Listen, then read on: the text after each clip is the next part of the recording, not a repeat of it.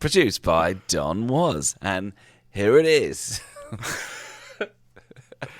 Donald Fagenson. Is it Donald Fagenson? He's got a name that's very much like Donald Fagen, but he's not Donald Fagen. He's Don Was. He's Don Was, yeah. Yeah. From the famous band Was Not Was. And from production duties on B-52's mega hit, Love Shack. Yes, on the album called... It's past the fact sheet. What's the fucking album called? Cosmic Thing. Yeah, which was a big album in my car journeys. Was it? What, Yeah. with your dad? Or just... Yeah. Your dad played it? Oh, huge.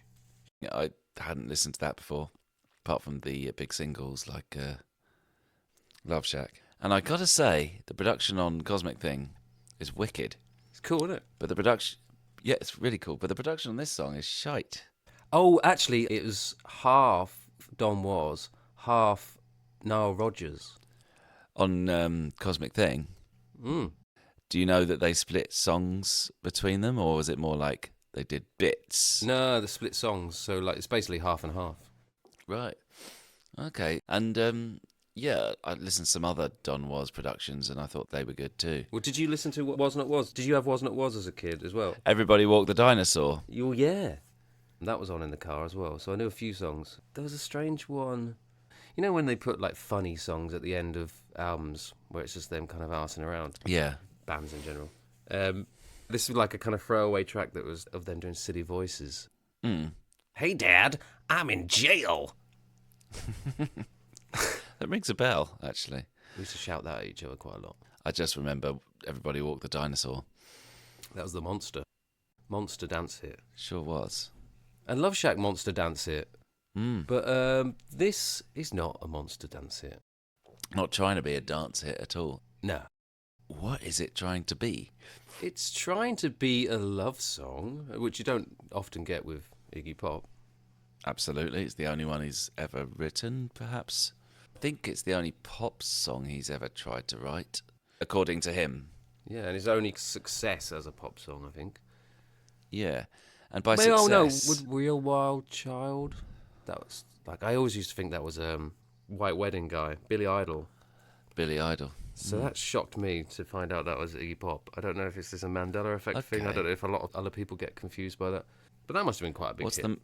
What's the Mandela effect? Oh, Did Nelson Mandela produce it? yeah, his effects that he puts on the vocal.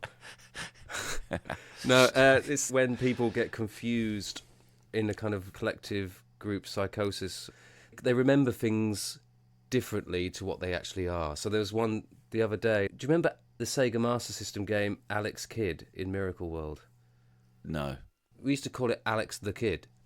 And it's never been called Alex the Kid. But you look on the internet and there's loads of people that go, yeah, we called it Alex the Kid. But it's not Alex the Kid, it's just Alex Kidd. So you have these things where people all collectively remember it wrongly. That's the Mandela effect. Yeah, and like loads of quotes from films are like that. Like they didn't actually say it like that. But that might have been because it was now. But why is it called the Mandela effect? Oh, because his name's actually Nielsen Mandela, but everyone remembers it as Nelson. Yeah, maybe. Why were we talking about that? Because you thought it was Billy Idol. Because I thought it was Billy Idol, and yeah, we're talking about how big this was of a hit, and this was a top 10 hit in Australia, in Belgium, and the Netherlands. But that's it. But it's also his biggest hit in the US. Yeah, it was number 28. 28. So this is, for him, his biggest pop hit. Yeah. Duets can do that, can't they? They totally can. But also, I think MTV can help. They had a lot of airplay, apparently. MTV. Well, imagine, Love Shack had just come out. Love Shack had been out a year. So Kate Pierson's star was as high as it ever got. Yeah. They got to number 3 in the US. They got to number 2 in the UK with Love Shack. It was fucking massive. That's true. I mean, originally it was going to not be Kate Pierson. It was going to be... Chrissie Hynde. Chrissie Hynde, yeah. Chrissie Hynde really thought it was going to be her. And it got sent to her, and she was like, yeah, cool, I'm really up for this. And then it was just like, no, doing it with Kate Pierson. Yeah. And Iggy says it's because he wanted a hometown girl sort of feel. Twang to it, like a, not redneck twang, but common touch or something. Yeah, because Kate Pierson's not from anywhere like that. She's from New Jersey, just across the river from Manhattan Island. So maybe it's just a kind of affectation she puts into her voice that you liked. Yeah. So Chrissie Hynde's New York, right? Yeah, and her delivery is kind of cool, isn't it? Yeah.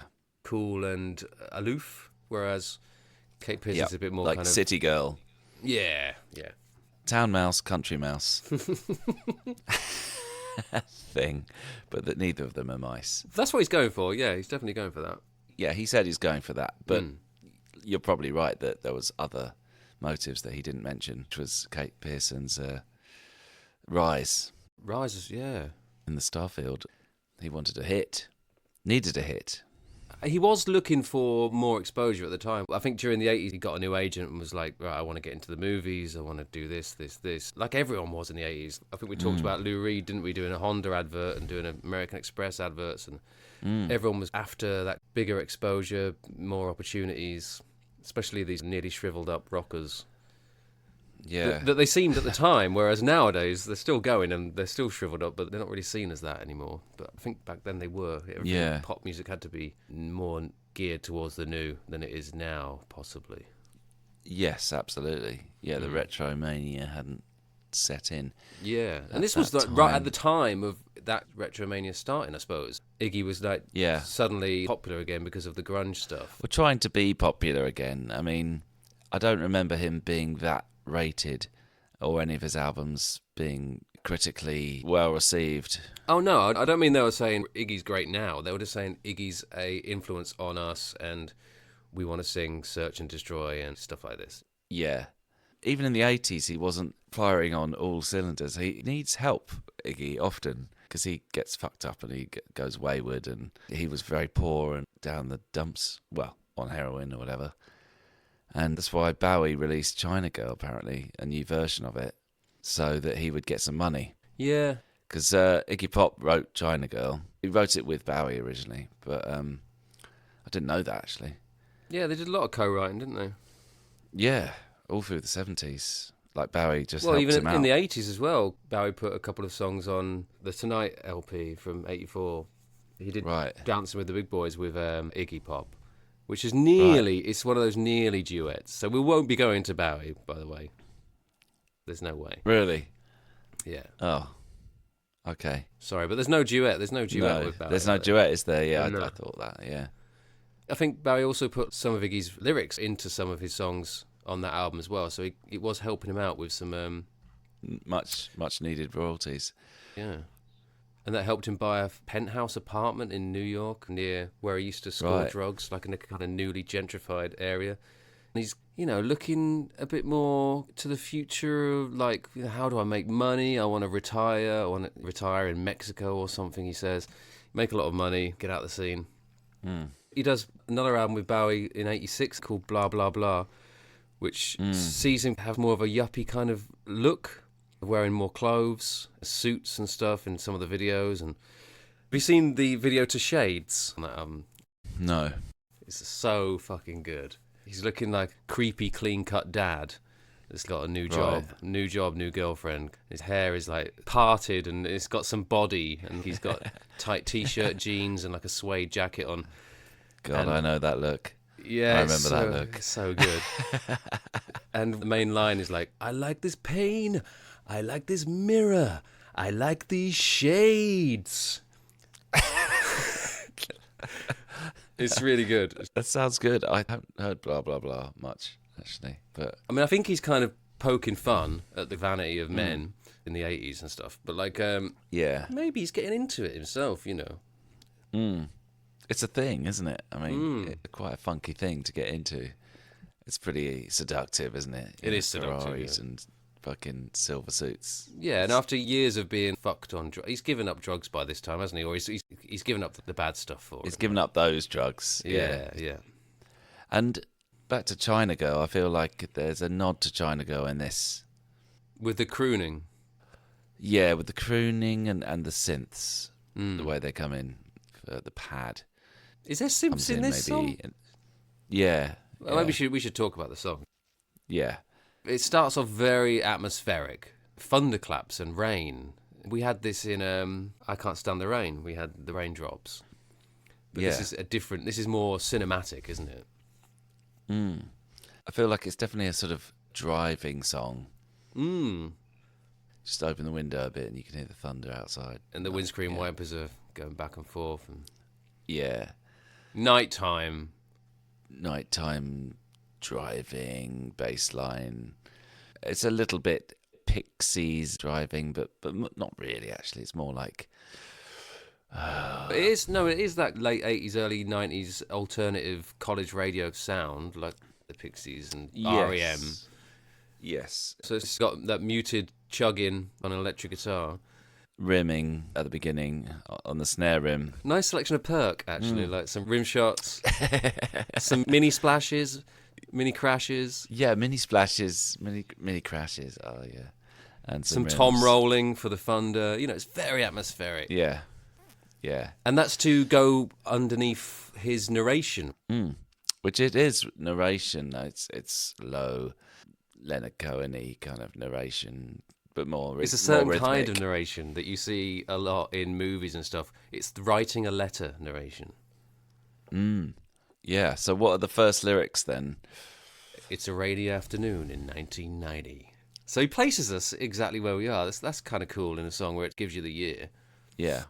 The big city. He hints at Yeah. how he must have been from a smaller place because now he's in what he calls the big city. Then he goes into this wistful, performative bit of like, geez, it's been 20 years. Yeah.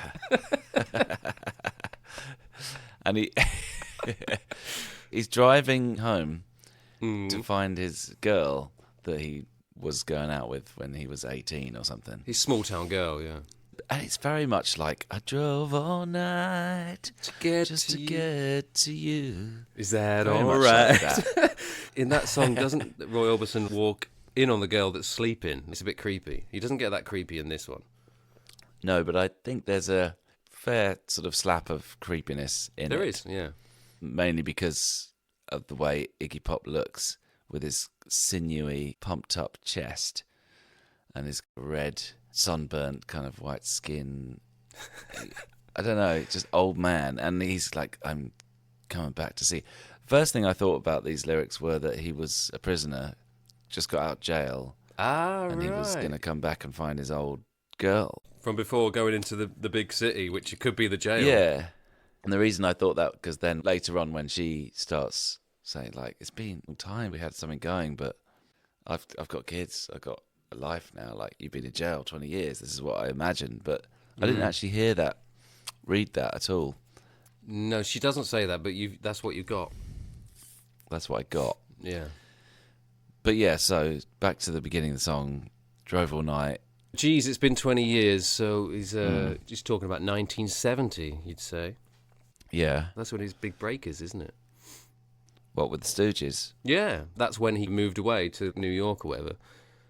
Right, yeah. But also maybe he sort of went around the houses a bit, and now he's saying that it's the 90s, he's feeling the grunge vibes, and he's getting back to being cool again. What, after 20 years of not being cool? Well, to be fair, he's been cool for 10 years, and then not cool for another 10 years. Yeah. And now he wants to be cool again. He wants to sort of arrive, doesn't he, with this song, and be in bed with Athens, Georgia, REM. College radio. College radio, yeah. Yeah. Which we call indie. Alternative rock. College rock. Yeah. So, okay, it goes into the pre-chorus, which is... Well, the first verse, it goes into the first verse, doesn't it? Where he's crooning, beautiful, beautiful girl from the north. So he's saying that the past is remote, it's cold. Because he was from Ann Arbor, which is, where's near not too Michigan? far. Michigan, yeah, that's it. His sun-blistered skin, he didn't get that from Michigan, did he? No. What's the next lyric then? You burn my heart with a flicker. You burn my heart. With Flickering torch. So this is a Torch song. It never quite happened. Yeah. I wish it could have happened. Still holds a torch. Still holds a torch. We've had a torch in another song, haven't we? I think it wasn't Slow Rivers, was it? No, it wasn't. No fucking no torches there. Too obsessed with fucking Water drowning itself. Water drowning itself somehow. Yeah.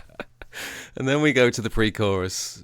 I had a dream that no one else could see. You gave me love for free. So he's pointing to his contemporary cynicism. You know, you gave me love for free back in the old days. Yeah. Now I just get people who want me for my fame, and and then it's like candy, candy, candy. Yeah. I can't let you go. This is the bland alternative rock sound, this chorus, really. Yeah. I don't get much from it. No. And the lyrics are kind of boring as well. She's haunting him. Can't let you go. Yeah. Yeah. Apparently it's about an old girlfriend that he had. It's got some kind of meaning to him. Yeah, the meaning that he says it has is exactly what's being said in the song. It doesn't have too much depth to it, really. No. And he writes her part, which we're going into, in a very kind of like what he wishes it was like. It's probably not what she felt at all. Oh, what would she think of me going to another town? Oh, and then he wrote that. And it's like, yeah. I don't know. Yeah. I don't know either. It doesn't feel like her part has much autonomy. No. She does a bit of narration. This will be the writing back after she's got his earlier letter. And what she say, like, it's been so long. She says, oh, you hurt me bad when you left. Or no, not you hurt me, it hurt me bad when you left. So the situation more than Iggy. Iggy's not to blame. No, it's definitely not to blame. I think I prefer it. He does smooth the corners off. Oh, it's well smoothed. Everything in the song has smooth corners except for the snare drum, but I'll come to that later. Yeah. And then she says, hey, I'm glad you got out, but I miss you. I miss you. So she didn't get out. She's still stuck there. Yeah. And I don't know if he knew this person well and he kept up with her and he knew that she stayed in the town, or if this is just his idealised version for the song. I mean, it's bloody ridiculous, really, for God's sake. 20 years, like, you had some little fling and now you're feeling a bit morose and you're going to drive back there and she's going to go, yay, you're back. There's not enough of sort of irony in the song anywhere to say this is fucking ridiculous. She's going to have kids by now or another partner or be doing her own thing. Why should she be still there? No, she basically calls out all the men she's met since. She had a hole in her heart for so long. She'd learned to fake it and just smile along. Down on the street, those men are all the same. I need love, not games. Not games. Yeah. And Iggy's going to give this love. After 20 years? Come on, Iggy. You're in a fantasy world. You got a wife, you got a penthouse. Yeah, that's... He even puts his own song into, like, Down on the Street is a Stooges song. And he's put, Down on the Street, those men are all the same. I don't know if he's done it on purpose or if he just writes from the same... same lyric vocabulary. Yeah. I don't think lyrics are his total strong point. Well, Shades is pretty impressive lyrically. Like, this man that's trying so hard, and I don't know if he's failing or it's psychologically interesting. Yeah. This one, yeah, I mean, he's just gone for a real basic love song, hasn't he, really? Yeah, with no sort of like grey area, really. No. That's where it is more like a AOR sort of rock song, MOR, whatever. Both. Then it should be to be appealing to this college audience. So it's produced like a REM song, but then it's being pushed into pop world by Don Was. So it's really battling between a rock and a pop song, I think. Yeah. It doesn't fall on either side, and I think that's why it's not totally successful. Yeah. For this album, they basically split it half and half and had Iggy with a metal band and Iggy with a studio session guy band. And this song is on the studio session guy band side of things. I feel like this song is trying to do both those things. And you can't do both. Well, no, it doesn't get metal, does it? Never gets heavy. It doesn't get metal. Okay, sorry. It's trying to do sort of collegey, grungy, and poppy. But those things were merging, I suppose, at that time. The pop and the college stuff was what pop music was. Like REM was fucking huge then, wasn't it? Yeah, but they came from the college scene, and the way that the culture was going, it accepted them suddenly because culture had changed, and everyone was up for the alternative shit. Whereas this is a sort of cynical attempt to cash in, jump in there, cash in. I feel the snare drum. Oh God, it's like, ugh, it's so crispy and not under control. The compression's all wrong on it, and it sometimes goes click, sometimes goes koosh. Like, come on, like lock the snare down. Get the compression thresholds correct. That's the main thing that pisses me off about this song. I never even noticed it. Oh, the whole way fucking through the song, it's like.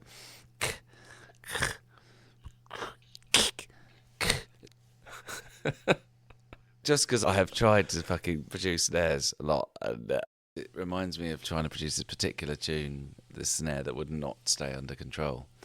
And I'm like, I can't do it, of course, but Don Was surely can fucking Surely Don do Was that. And he's proved on Cosmic Thing that he can lock a snare down, piece of piss. Perfectly, yeah. But it's because Iggy's on board. He's trying to sort of push it. No, we want more of a live sound. We want a bit more reverb on the drums, like room sound, yeah. Oh, really? Right. Don Was is like, I don't know. Then it's going to get out of control. I don't know. But Iggy's the man, so he's going to be like... Iggy's one of his heroes as well, and he's like, well, I love the Stooges stuff, so maybe he's right. And obviously, Iggy is a drummer, first and foremost. Iggy, yeah, he was. So he would have a big say in how the drums sound. Yeah. It's too loud, the snare, for a start. It's too clicky. And then those shakers in the chorus really piss me off. Oh.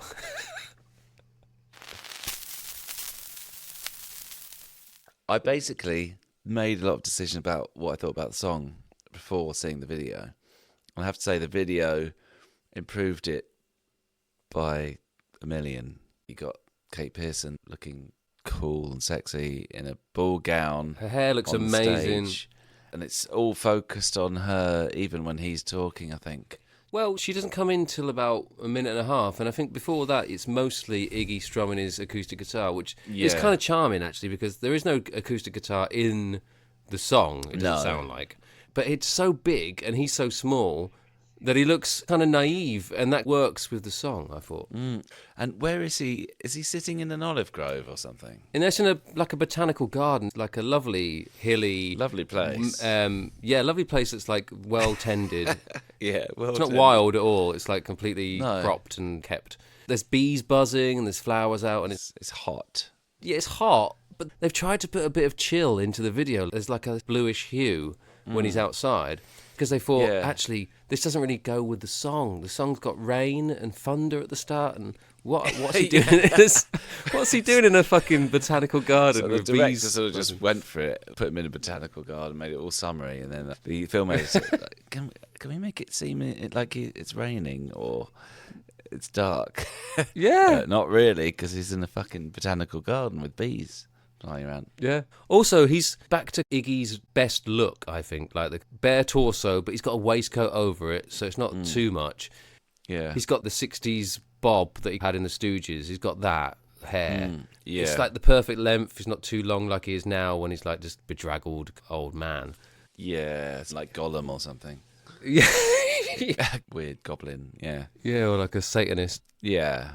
Yeah, and she looks amazing. Her gauntlet gloves are so fucking cool. Those long silver gauntlet gloves. Yeah, yeah. And those gold rope straps to the dress, looking cool as fuck.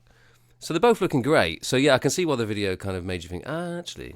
Yeah, it really transformed it for me. But they never see each other. They never actually sing to each other, look at each other, or notice each other. They're kind of in the same place. Because then he's suddenly in there in the venue, ballroom or whatever. But she's playing to no one, and then he's in there on his own, not engaging with anything on the stage. He's just there with his head in his hands, looking depressed. Yeah, so maybe the video director is trying to put a different spin than Dirty Old Man. Because that was the main criticism levelled at him through the 90s, There's a lot of ammo as well for that. There's a lot of stories, but and some of them written by himself. This one interview where the interviewer is asking him about back in the 70s, living the stereotype sexual free-for-all rock and roll lifestyle. How do you think about that now? In your own book, you talk about a 13-year-old girl looking at you penetratingly and then writing, you can figure out what happened next. He answers, well, no, I'm married to someone around 50 years old and I'm a much different person. Right. And the guy's just like, I know you are. I'm not judging you, but, it's a different kind of time, and what do you think of it? And he's like, I don't have much to tell you. He kind of just brushes it off. So, yeah, I mean, he's a bit of a dirtbag. And Betsy, the person that he's talking about in this song, she was younger than him at the time when he was with her. So he's talking about a younger girl, and he would have been about 19, so she would have been younger than that. Yeah, but when you're 19, I mean... No, but I mean, he's talking about it in 1990 when he's, 40? Yeah. He's still talking about this young teenager, isn't he? Yeah, he still sort of holds a torch. Yeah. For this teenager, yeah.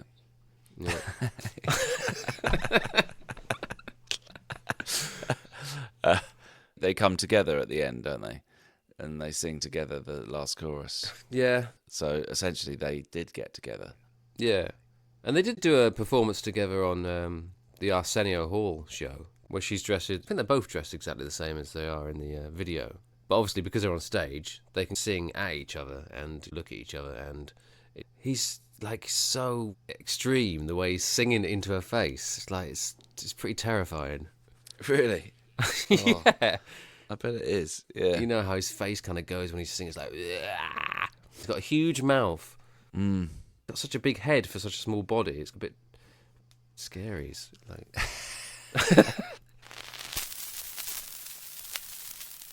I wanted to say something about some kind of synchronicity or, I don't know, coincidence? I don't know. But there was... Go on. So Iggy had released one book called I Need More, The Stooges and Other Stories in 1982. And around this time, the early 90s, he was talking about doing another book. And it was going to be a graphic recollection of a series of sexual encounters and how they had moved him. He wrote down the names of 52 girls that he recalled being with. Obviously, the B-52s are called the 52s, and they've got a song called 52 Girls. It's the B-side of their debut, Rock Lobster. Right, okay.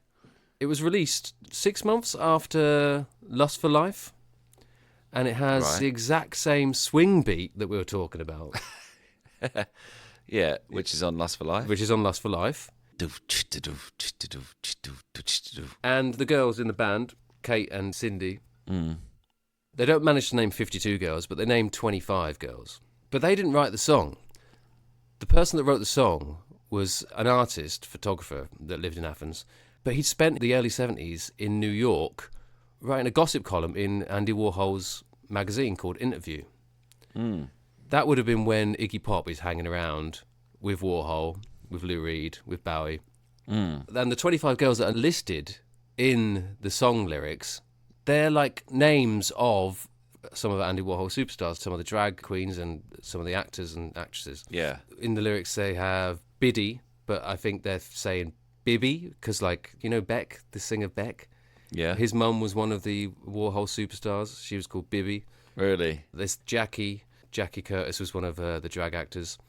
And also Candy. Really? Obviously, Candy Darling is a famous Warhol superstar. Yeah. Who'd also been in Walk on the Wild Side, along with Jackie Curtis. Is Candy referenced in Walk on the Wild Side, like in the lyrics then? Yeah, Candy says. Candy Darling. And Candy Says, of course, is about Candy Darling as well. Yes. So this guy who's obviously hanging around in the Warhol scene, writing for his magazine, probably writes gossip about Iggy Pop hanging out, with them. So it's all very closely linked with the number 52. And this lyric writer didn't write these lyrics then? Not this one, no. Just down to Iggy. And also, Kate and Cindy do this as a kind of duet as well. They don't often do a song where there isn't all of them involved. Right, so they're doing a duet of this 52 girls. Yeah. All right, cool. Yeah, I want to hear that. They also do a version of it at a memorial for Jeremy Ayers years later, acoustic, that I found on YouTube as well. So, yeah, there's some synergy. Synergy? Synchronicity? There is some synchronicity. There's some crossover. Cool.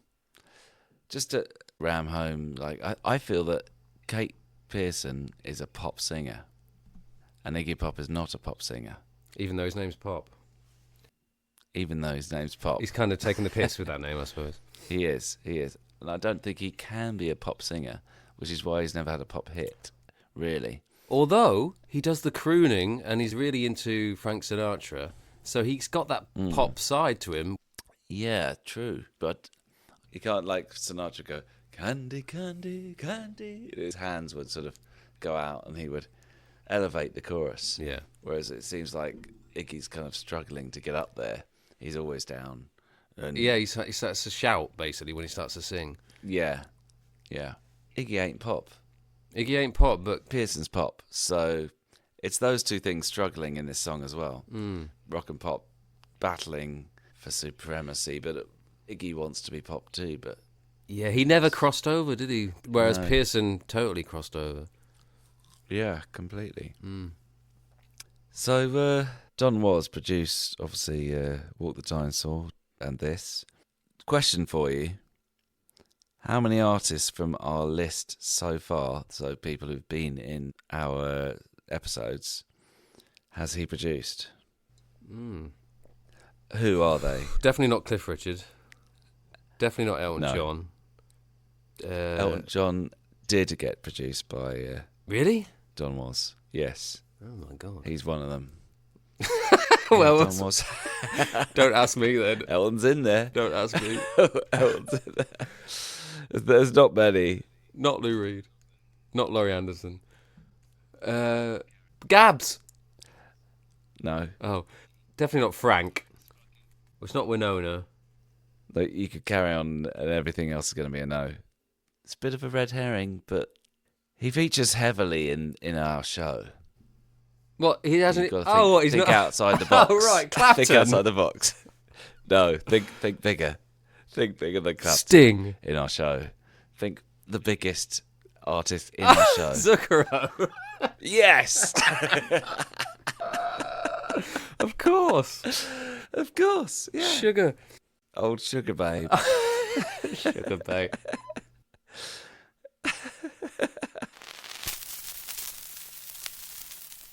I do have one more thing about how they met. They met on the set of Spirit of the Forest charity single in 1989, which was a Richard Branson-backed Save the Rainforest charity single. Wow. Yeah. Spirit of the Forest. Wow. Oh, it's amazing. It's put together by these, they call themselves an environmentalist band called Gentlemen Without Weapons. Yeah, man. It's proper jumping on the bandwagon of charity singles. From Band-Aid onwards, there must be like 2 or 3 a year, I guess, that got some attention. Yeah. Totes. And this one, it's like an experimental, sample-heavy approach to music.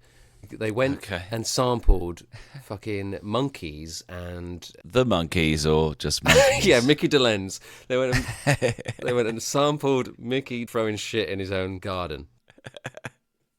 But like, they went and recorded all these fucking rainforest animals and made the whole track out of samples. It's the worst music you've ever heard in your life. So it's got like monkeys going "Hoo" for the bass drums. But it actually kind of suits Kate Pierson because she does do bird sounds quite a lot in songs. Yeah. But she doesn't get to do that in this because the samples are doing all that. So she just has to kind of act like she has her hair all not massive like she normally has in the video. Everyone has to look like Plain. dressed down, and like plain. Yeah, plain and concerned about the environment. Very concerned. And Iggy Pop has the Bob Dylan role of looking confused and in a big leather jacket, just like fucking Dylan in We Are the World. Okay. Apparently, during this filming, Kate Pierson was standing in front of Iggy Pop. You know how they all stand in those kind of school photo so you can see all their heads. Yeah. And they just got chatting in the breaks, when they're kind of waiting around. And she said that she loved his deep voice. And that obviously kind of stayed with him. And he thought, oh, Yeah. Spirit of the Forest. Spirit of the Forest. Oh, I wish there was more like singles like that released these days. You know, it's like a Putin protest song or something. That would be good. We're protesting Putin. Yeah, stop bombing those Ukrainians. Please refrain from bombing Ukraine. It's not the same as a computer game. Oh, shit, I'm writing it right now. Now you need to get Iggy Pop, Donna Summer, Joey Ramone, Richie Havens, get them all involved. Yeah, and Clapton solo obvs. Oh, yeah. This one has a solo of a pink dolphin and a and a bubbling casino. What? And an Indris and a monkey and a tiger. All of them in one solo, or all doing a solo each? This is in the press release of the song. It has the lyrics and everything, and then it says solo, pink dolphin, bubbling casino, Indris, monkeys, and tiger. What? They're giving props to the animals. They're saying, look, these are the real performers. They don't know anything about it. Iggy Pop didn't even get a line in the song. They probably got shot after being in the studio. The dolphin would have needed to be shot. Yeah, for the sample. You needed that sample of pain. Yeah. To put at the end. Yeah. Nearly dead, but yeah. In 1991, Sean Lennon and Lenny Kravitz did Give Peace a Chance. Right. And Iggy was in this one as well. And he gets a line in this one saying, New Kids Dance on MTV. Quite a cynical line, a snotty line about the New Kids on the Block. Yeah. He's followed by someone that we're quite fond of on this podcast. Right. With the line, with toxic waste dumps in the sea. Who sang that line after Iggy Pop? Gabs. First time. Yeah. Am I right? Yeah, first time. Am I fucking right? You're of course right. I am, yeah. Toxic waste dumps in the sea. I think Don Was it? He was in that as well. Because Don Was also in the Spirits of the Forest video. Don Was is everywhere around this time. Yeah. He was a new super producer. Yeah, because he's worked with Michael McDonald, Bonnie Raitt, Elton John, Zucchero, Iggy, I think. Wow, Michael McDonald. Yeah, when are we going to get to Michael McDonald? Oh, it's funny you should say that. Oh, no. Really? We might get to Michael McDonald. There is a possibility in this that we could get to Michael McDonald. Really? Yeah. Oh, my God. It depends how you choose. Oh, have I got a choice now? So I couldn't do 6. Wow. That's the big news. I did it in 7. Wow. Okay. So one half of it is full of opportunities and options and choices. Wow. The other half so of it exciting. is like a fucking bottleneck, and you just have to go through it. You just have to go. It's like one lane traffic. Yeah, and it's what? Horrific sort of tide of shit that we have to get through, or I wouldn't say that. it's fun? No, not at all. It's good. But let's just sum it up. Duet, good duet. I think it's pretty good duet. It's a pretty good duet, yeah. I mean, they're not singing at each other, but they are singing through the frame of the letter writing, the kind of reminiscing. They're talking to each other. Yeah, they're definitely talking to each other. And it is like a real life dirty old man wanting to shag. He wants to shag a memory. What's to shag a memory? And there's no fucking irony involved at all. No. It's quite a relic. Yeah. It's a real relic. Quite sincere, isn't it? It's sincere, but like it's like your dad talking about like an old girlfriend. Luckily, when he was luckily 16 that's or never happened. something. I'm sure Like, your dad does. Exactly. Lamenting about, oh yeah, she was so nice and missed opportunities and stuff. Like, God, Dad, shut up, please. Oh, it's making me feel sick, sort of thing. It's So it's a real thing, actually. It's very real, this duet. Because Iggy Pop doesn't do anything unreal, really. Even if he's pissing about, he kind of... he's so sort of like monolithic, isn't he? Just like, ugh, now... This. Yeah. I don't know if he does irony. I mean, I know he did. No, irony he does. In the 80s, He does. He does it with his mime artist body language. But then the other side of him is like really intense. He's so intense that his irony doesn't quite sort of like hit home because he's too intense with it. That almost kind of gives it more weight, interest. Yeah. He doesn't flinch. He doesn't try and be apart from what he's saying ever. And Bowie and him were obviously best friends, like, because Bowie could never be like him and he could never be like Bowie, and they both say that. And they both complemented each other perfectly. Yeah. Bowie's like aloof, ironic, maybe arty, all theatre, and Pop is just gritty realism theatre. His performance art, performance, like he would cut himself on stage and be like, look, this is like method actor. Yeah. He's a method actor, and Bowie's a actor. Projector, a projector of a concept. Projector, concept, and everything's sort of finely worked out and intellectually holds together. And Pop can't help but be fucking real. Yeah, he's what's his name in that film? Of course, what's his name in that film? Yeah, I know. Yeah, what's that rugby film? Rugby movie from the 60s with Oliver Reed. Iggy's Oliver Reed. Bowie is Jasper Carrot. No. I don't know. Okay, so who are we going to go with? Who do you want to follow? I'm going to follow Kate. Kate, okay. So we're going down the bottleneck, basically. Oh, no, you didn't tell me which was Yeah, well. She's done some interesting stuff. She has done some interesting stuff. We will talk about it next time. But where we will be going, we're going to have to go with the band and pick a duet from the B-52s. Okay, right, so within the band, so it's going to be with Cindy. No, it's not going to be with Cindy. Cindy was interesting. There's ways to go with Cindy, but we can't get back. Okay, so we've got to go with the bloke. Yeah, we're going with Fred Schneider. And we'll reveal the song next episode. Cool. Fucking can't wait. The snare drum. Oh, God, it's like... Ugh. It's just so crispy and like... Oh,